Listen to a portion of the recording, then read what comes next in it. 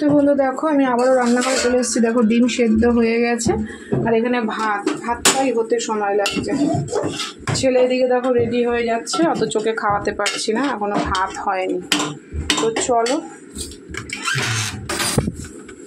তো বন্ধু দেখো এখানে কিন্তু ডিম বসিয়ে দিয়েছি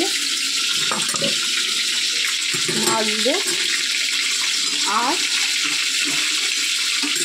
এখানে একটু চাল কুমড়ো সেদ্ধ করতে বসিয়েছি। সেই আগে একবার তোমাদের সাথে শেয়ার করেছি, সর্ষে বাটার ফুল ঢুকিয়ে দিয়ে ভেজেছিলাম, খেতে দারুণ লাগে, ওটাই করব। আর এখানে ডিম ভাজা বসিয়েছি।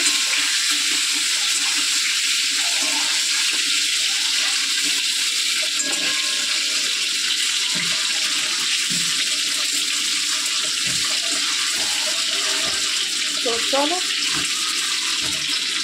এক এক করে সব গুছিয়ে নিই। এই রসুন কটা থেতো করে নেব।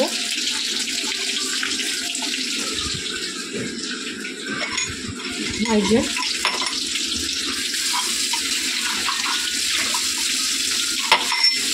সুয়াদ্দক মশলা করার জন্য আমি এটা রান্নাঘরে ব্যবহার করি, তোমরাও কিন্তু করতে পারো। এটা আমি অনলাইন থেকে কিনেছিলাম। তো দেখো এটা বেশি সেদ্ধ করবো না।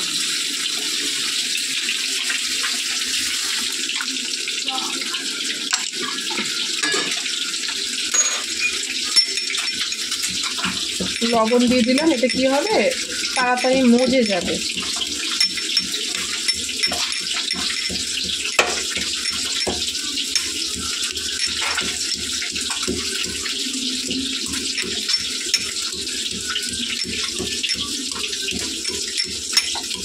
তো দেখো লবণ দিয়েছি, কত সুন্দর কিন্তু হয়ে যাচ্ছে।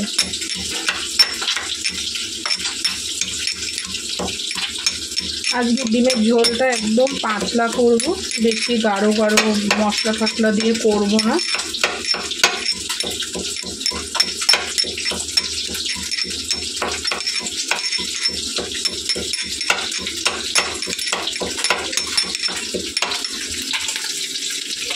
বেশি গাঢ় করব না।